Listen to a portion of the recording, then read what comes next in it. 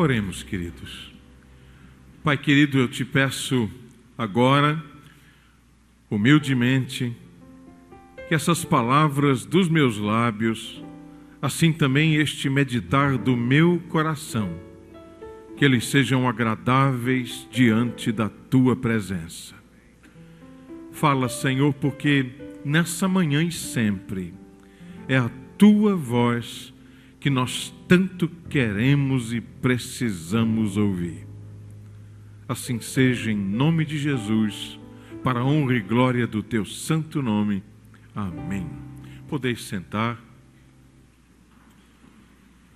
Quero começar agradecendo o Bispo Ximenes, mais uma vez me convidar para trazer a palavra de Deus, junto com vocês, refletirmos sobre a palavra de Deus, nessa linda manhã de domingo. É uma honra estar aqui, Bispo, muito obrigado.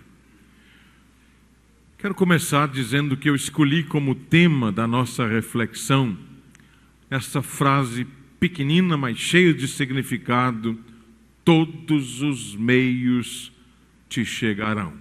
Você pode dizer junto comigo? Todos os meios te chegarão. Mais uma vez, todos os meios te chegarão. Que tal agora a gente dizer de forma mais pessoal? Todos os meios me chegarão. Vamos lá? Todos os meios me chegarão. Quero começar dizendo que Miqueias foi um dos grandes profetas de Israel, um dos grandes profetas do Antigo Testamento. A sua profecia nós encontramos entre os últimos livros do Antigo Testamento. Ele é conhecido como um dos profetas menores, não porque fosse menor do que um Isaías, do que um Jeremias ou do que um Ezequiel, mas apenas por causa da menor quantidade de capítulos do seu livro. Seu nome significa quem é como Javé. Quem é como Yavé.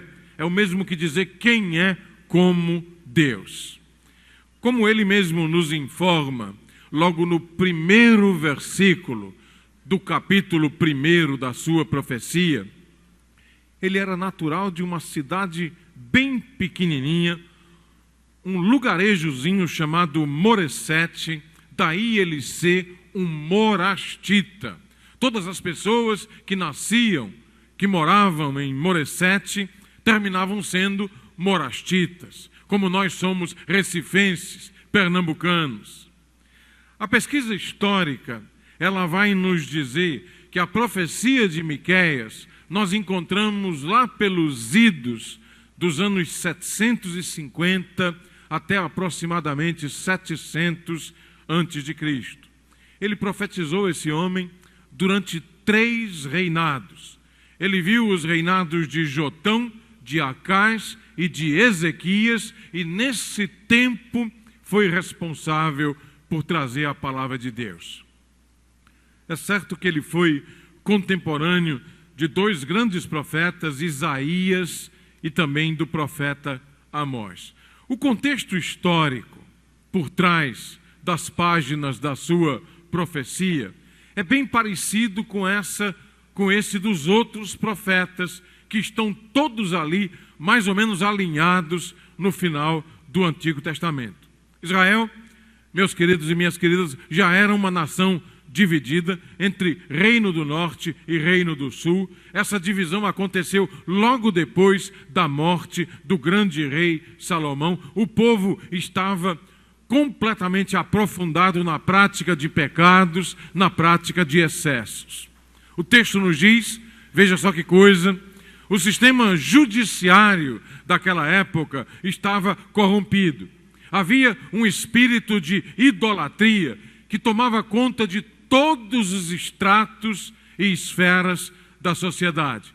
O povo naquela época estava esquecido de Deus, havia práticas enganosas por todos os lados, havia corrupção, ela se alastrava, a palavra de Deus era torcida, a lei de Deus até mesmo a lei de Deus, ela era corrompida e isso comprometia a espiritualidade do povo.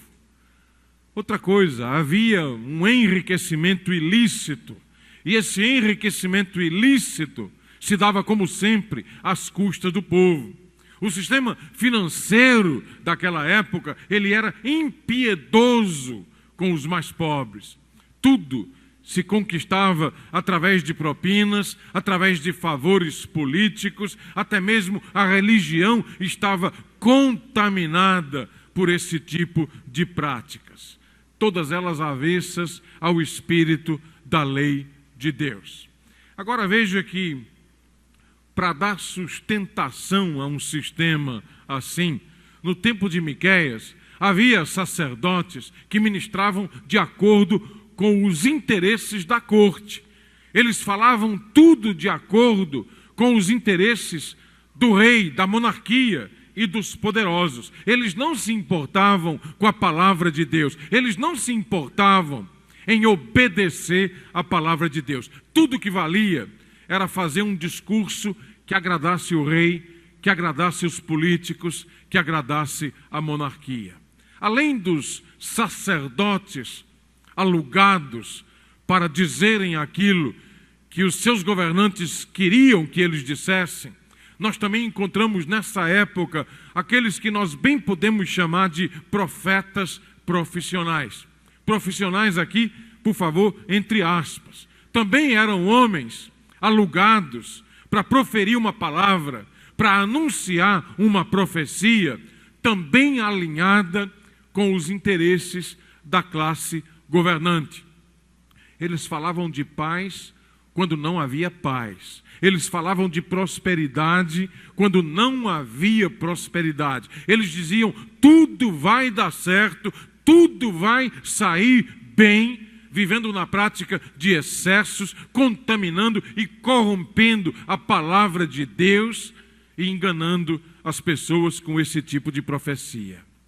Eles colocavam as suas palavras, eles colocavam os seus interesses, a sua perspectiva, a perspectiva dos governantes e da classe mais poderosa, acima da palavra de Deus, acima dos interesses de Deus, e assim eles torciam a lei, torciam a palavra de Deus, eles se transformavam em ministros contrários àquilo que Deus realmente estava dizendo e realmente queria falar. Eram sacerdotes e profetas profissionais, eram homens alugados para dizer não aquilo que Deus estava falando, mas aquilo que eles queriam que o povo acreditasse.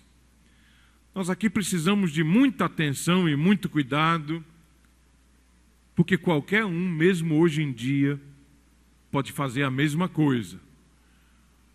Qualquer pastor, qualquer padre, qualquer sacerdote, qualquer homem ou mulher de Deus hoje pode se deixar usar pelos mesmos propósitos. Isso acontece toda vez. Não precisa ser pastor, padre, sacerdote, ministro do altar. Qualquer pessoa que resolve de forma consciente ou de forma inconsciente mudar e alterar a palavra de Deus, adaptar a palavra de Deus à sua vida e não a sua vida à palavra de Deus, termina fazendo a mesma coisa que aqueles sacerdotes e profetas profissionais faziam.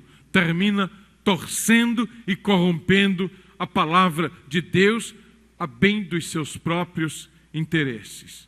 Quando existe uma coisa na minha vida, quando existe uma coisa na sua vida, nas nossas vidas, que não está alinhado de acordo com a palavra de Deus e com a vontade de Deus, nunca vai ser a palavra de Deus que vai mudar. Precisa ser a minha vida, a sua vida, as nossas vidas. Nunca será a vontade de Deus aquela que vai mudar, aquela que vai se adaptar àquilo que eu ou você queremos e desejamos. Se alguém tem que mudar, então somos nós, eu e você, que precisamos mudar alterar as nossas vidas, emendar os nossos caminhos, adaptar a nossa vontade à vontade de Deus. Essa é uma parte muito forte da profecia e da mensagem desse grande homem de Deus chamado Miqueias. Mas o povo a quem ele profetizou não queria pensar assim. As pessoas a quem Miqueias falou em nome de Deus não queriam acreditar nesse tipo de profecia, nesse tipo de palavra, e o triste é ver a atualidade desse livro para nós hoje. Isso acontece também hoje. Isso pode acontecer mesmo dentro da igreja. Quando nós escutamos muitos pastores e chamados homens de Deus falando de profecia e de profecia e de profecia, mas no sentido de prosperidade, prosperidade, prosperidade. Você pode viver como quiser, você pode fazer o que você quiser, e domingo você vem para o culto e assiste o culto e está tudo bem. Tempo do profeta Jeremias, havia uma falsa teologia, quando as pessoas durante a semana faziam o que queriam, e no sábado, no dia do Senhor, elas chegavam na casa de Deus, elas colocavam a mão nas paredes do templo e diziam: templo do Senhor, templo do Senhor, templo do Senhor, aqui nós estamos salvos. Tudo isso para voltar no domingo, na segunda, na terça, na quarta, na quinta, na sexta, e viver como eles bem queriam, e fazer o que eles bem queriam, e andar como eles bem desejassem, esquecendo a palavra de Deus. Hoje em dia isso também existe, e qualquer um de nós, sacerdote, profeta, pastor, bispo, padre, teólogo, leigo, ministro, qualquer membro da igreja pode cair nesse tipo de contradição. O Senhor não é conivente com isso. Os assírios, eles já estavam marchando. O reino do norte seria derrubado. Isso aconteceu no ano 722 a.C. Isso foi um sinal muito claro e muito óbvio de que Deus não concordava com esse tipo de falsa espiritualidade, de teologia comprometida, com esse tipo de manipulação da palavra de Deus. A gente pega somente os versículos que nós gostamos. Nós nos apropriamos apenas das palavras que dizem que nós vamos prosperar, que vai dar tudo certo, que tudo vai acontecer como nós esperamos. Nós esquecemos todas aquelas partes da palavra de Deus que mais parecem pelo menos um sinal de alerta, amarelo, ou então vermelho. Não passe, não ultrapasse. Isso não combina com Jesus, não combina com o Evangelho. A Síria estava marchando, o reino do norte tinha os dias contados e o reino do sul também. Israel deixaria de ser uma nação, até o templo de Jerusalém seria derrubado. Esse tipo de crença não funcionou no tempo de Miqueias, não vai funcionar, não pode funcionar nos nossos dias. A palavra de Deus nunca poderá servir para validar interesses pessoais, comportamentos que nada têm a ver com o Evangelho de Jesus, ou uma vida que não está de acordo com a vontade de Deus e nem tem interesse de obedecer a sua palavra. O cristianismo, meus queridos irmãos e minhas queridas irmãs, não pode ser vivido apenas de aparência. Não tem como ser apenas exterior. Cristãs no exterior. Ele precisa vir lá de dentro, de mim e de você. Precisa vir do nosso interior, como algo que vai mexer e permear todas as esferas das nossas vidas. Cuidado, muito cuidado. É melhor nunca andar na contramão de Deus. É melhor nunca tentar torcer, modificar, adaptar a palavra de Deus às nossas conveniências. Isso nunca vai dar certo. Se isso acontecer, de repente, como no passado bíblico, Deus pode levantar também uma Assíria. Uma Assíria que pode servir como alto-falante para nos acordar. Uma Assíria que pode servir como um sofrimento pedagógico na minha, na sua, nas nossas vidas. Uma Assíria que será levantada por Deus para nos trazer de volta a uma vida de comunhão verdadeira e sincera, de obediência, para que assim nós possamos recuperar uma espiritualidade verdadeiramente que agrada ao Senhor, uma espiritualidade que nós bem podemos chamar de espiritualidade sadia, verdadeira, sincera, honesta. Se eu parasse aqui, já dava, não dava?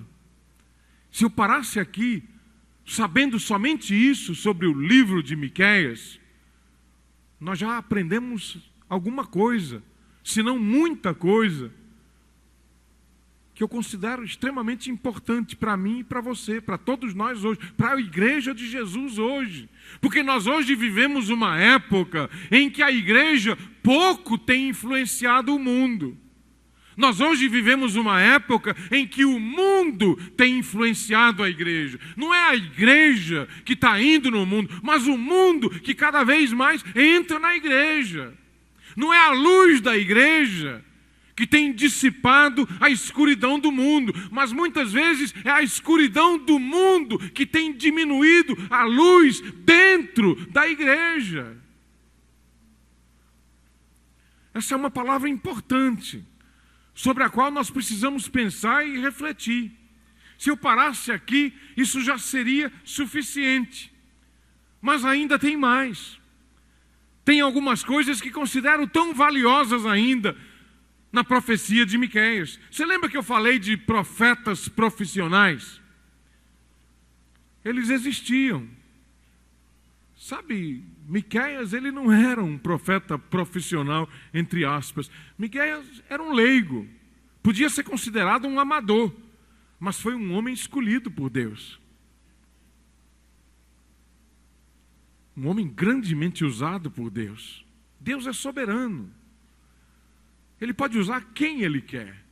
Ele pode usar uma pessoa quando Ele quer, da forma como Ele quiser. Essa pessoa não precisa ser um profissional, entre aspas, da palavra. Não precisa ser um presbítero ordenado, um diácono, nem mesmo um bispo. Deus pode usar quem Ele quiser. Deus pode levantar você no meio de uma multidão, dentro da sua casa, no seu local de trabalho, na universidade ou na escola onde você estuda. Você não precisa. Lógico que estudar teologia é magnífico. Eu sou reitor de um seminário, eu sou teólogo e eu defendo o estudo da teologia. Mas Deus não vai usar somente os teólogos. Deus vai usar quem Ele quer, quando Ele quer e também como Ele quer. Sabe aquela história que Deus não escolhe somente os capacitados, mas Ele capacita os escolhidos?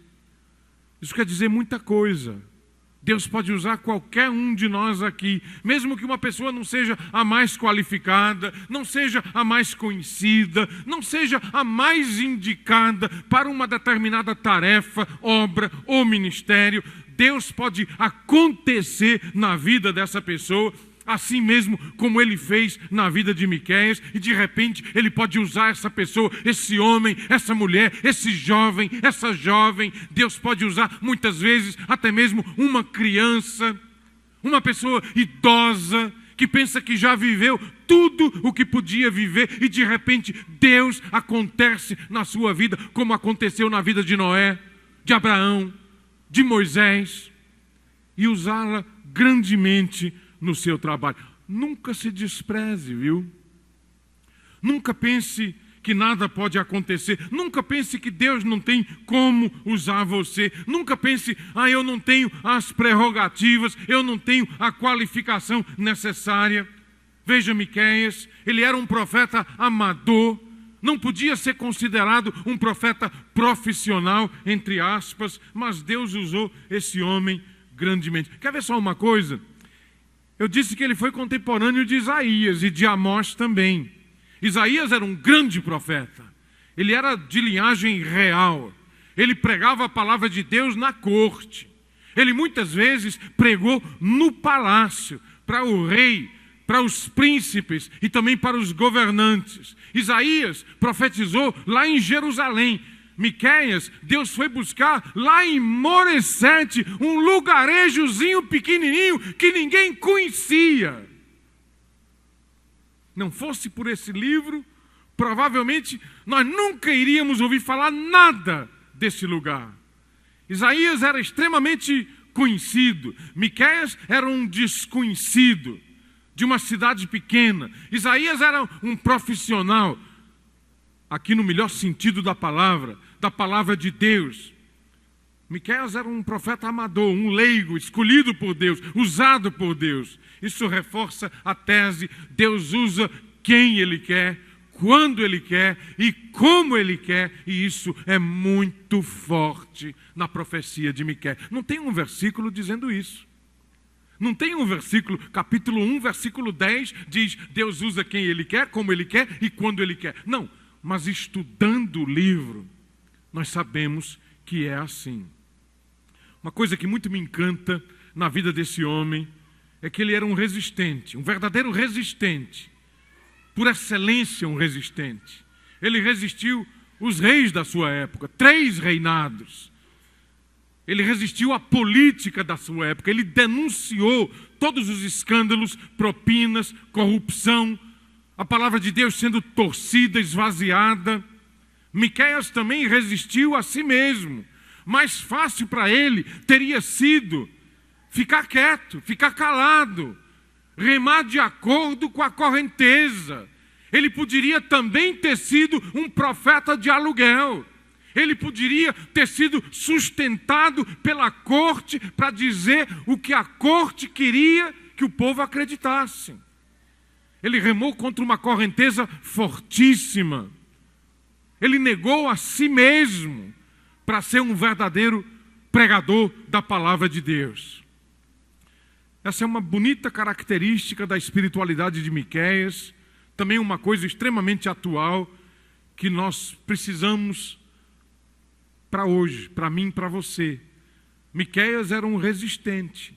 Ele resistiu 3 reinados, ele resistiu toda a corrupção daqueles reinados e da política do seu tempo. Ele resistiu a si próprio. Sabia que muitas vezes o seu maior inimigo bem pode ser o meu maior inimigo bem pode ser eu mesmo. O seu maior inimigo bem pode ser você mesmo.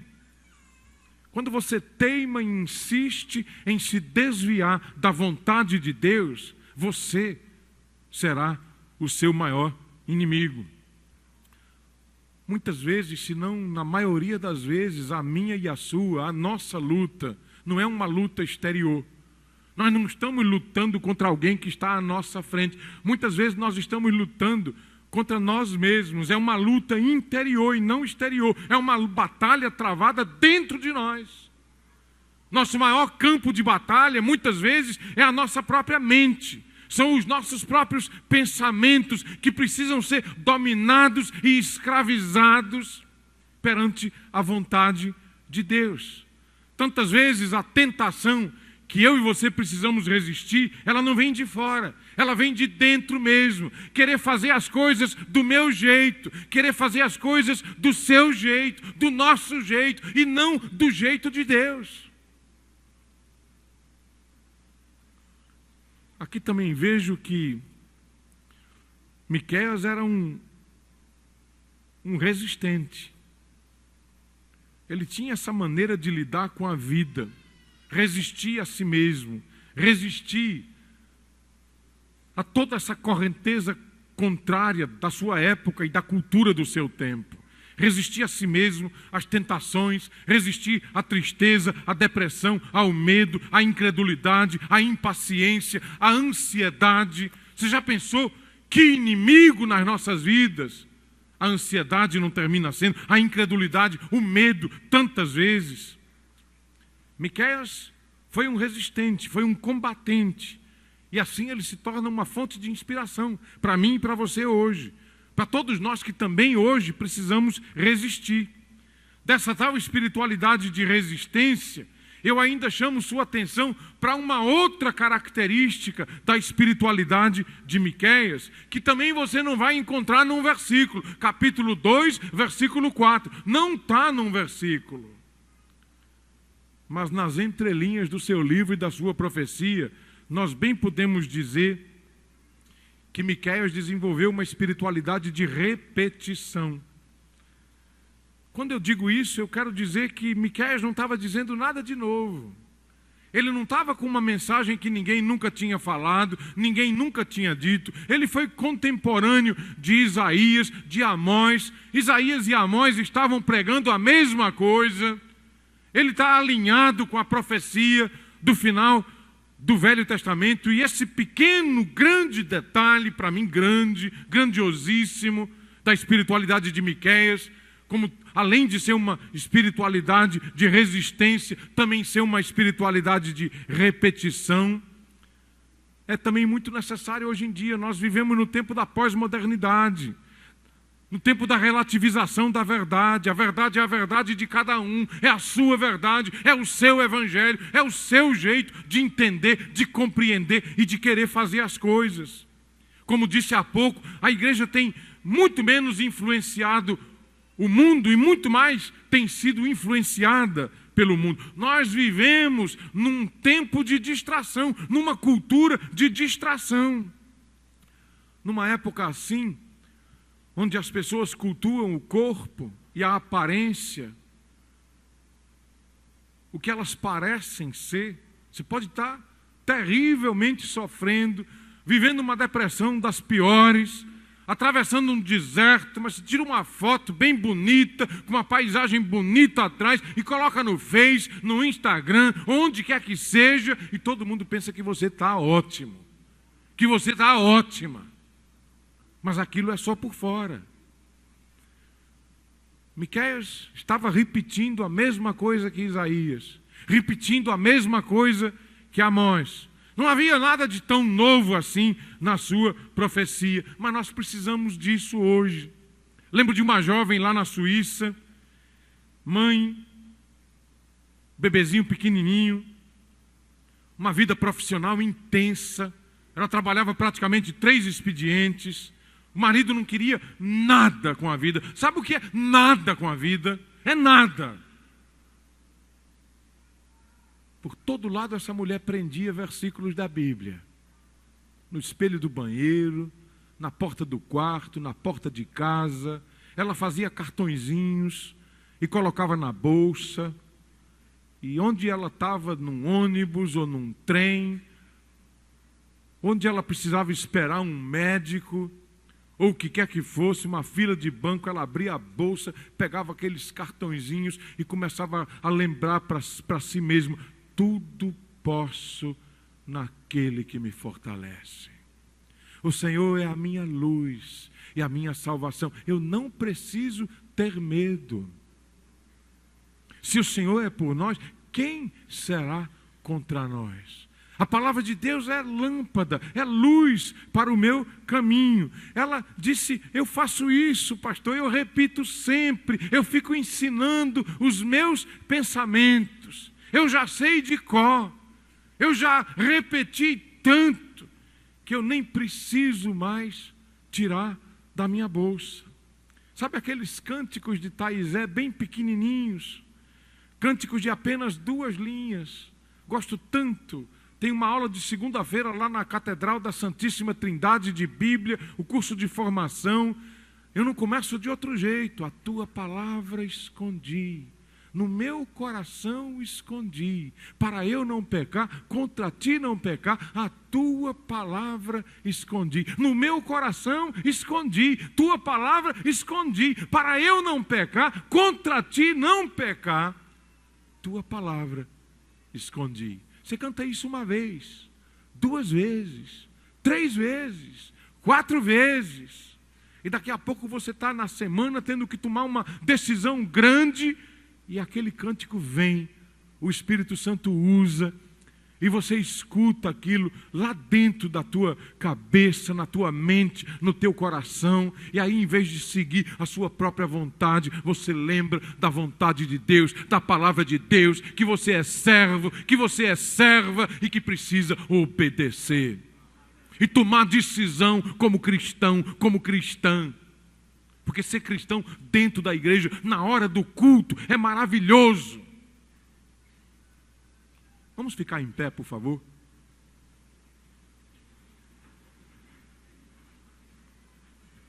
Vocês podem sentar, por favor?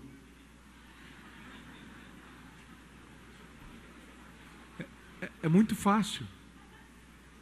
Se eu pedir para a gente orar, todo mundo vai baixar a cabeça e vai orar. Se eu disser, vamos ler a Bíblia, todo mundo, se Carmen se colocar ali na frente e dizer, vamos cantar agora, todo mundo vai cantar. Eu estou já terminando, viu, bispo?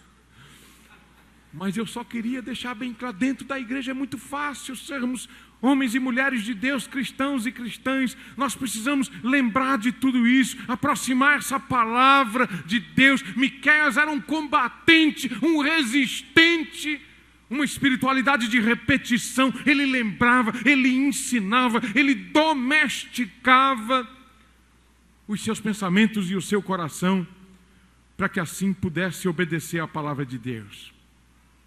Isaías estava lá em Jerusalém, Miqueias em Moresete. Jerusalém era o centro, a capital. Moresete era uma cidadezinha pequenininha. Mas foi ali, naquele lugar, em Moresete, numa cidadezinha pequenininha, no meio do nada, que Deus levantou esse grande homem, capítulo 5, versículos 2 a 5, para falar de Belém. Texto que nós lemos no seguinte, quando aprendemos que ele, aquele que haveria de nascer ali, o Filho de Deus, o Salvador da humanidade, também será a nossa paz.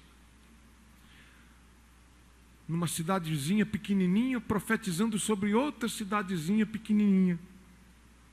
Duas coisas para terminar, que para mim, de certa forma, são a síntese da vida e do livro de Miqueias.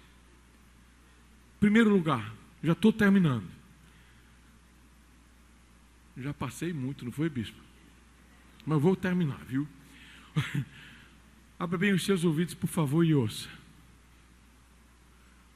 Não despreze o dia das coisas pequenas. Não despreze o dia dos pequenos começos. Não despreze quando você podia estar ali, mas está aqui. Quando no seu coração você pensa que podia estar numa posição melhor, maior. Mas isso não aconteceu ainda. O que hoje parece nada, o que hoje parece que não tem mais como vingar, Deus é poderoso para transformar.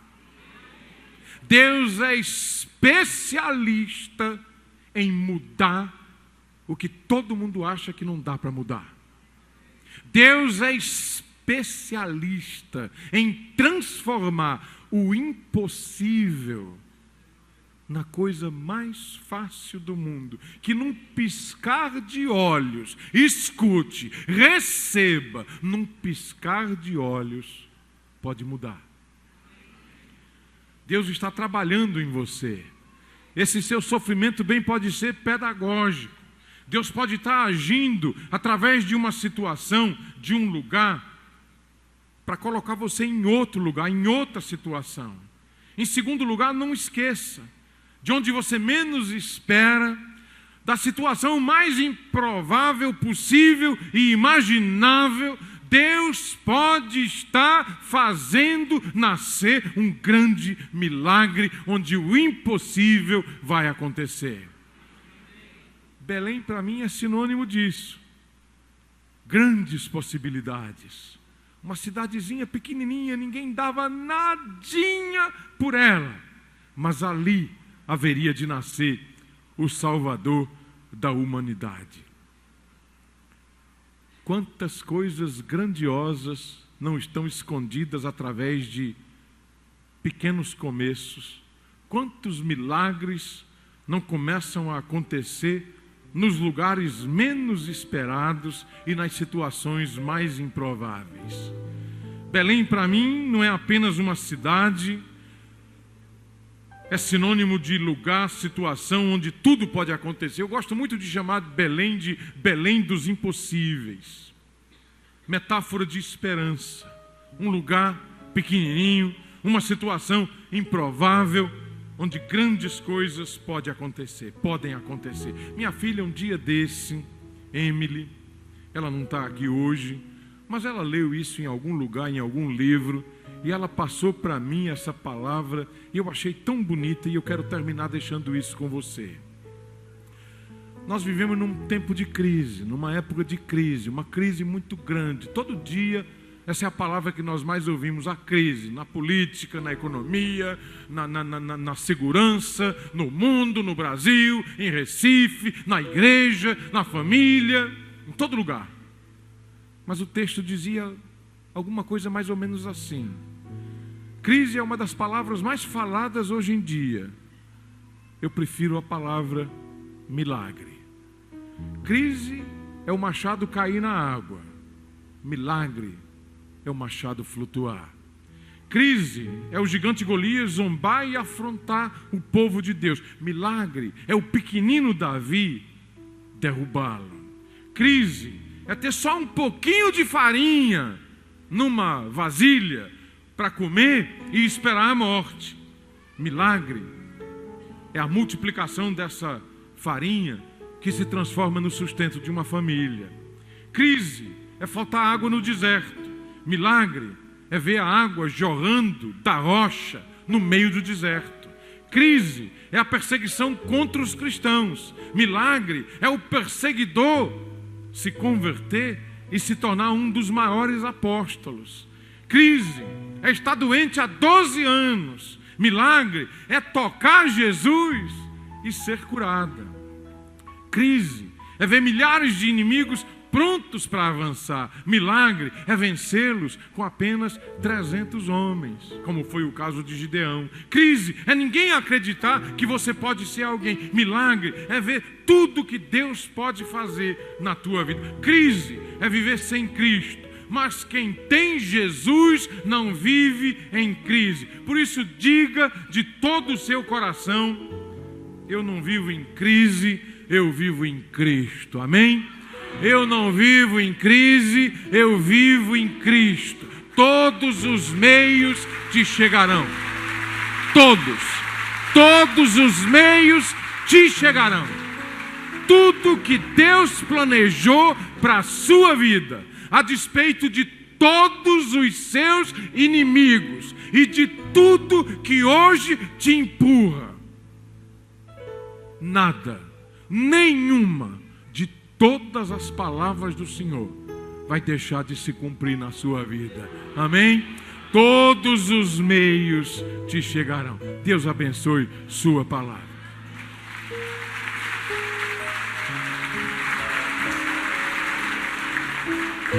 Toda honra e toda glória para nosso Senhor.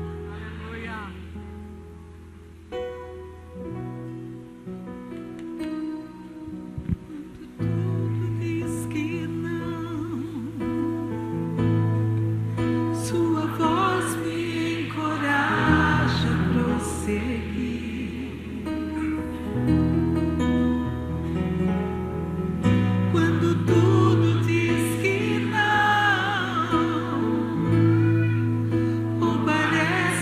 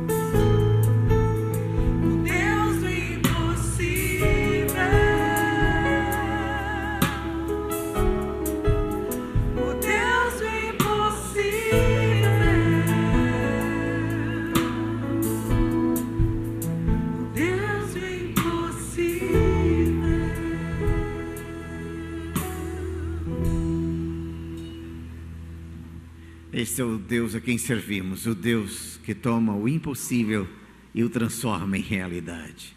Esta é a fé que você deve viver. E por isso nós vamos continuar louvando ao Senhor.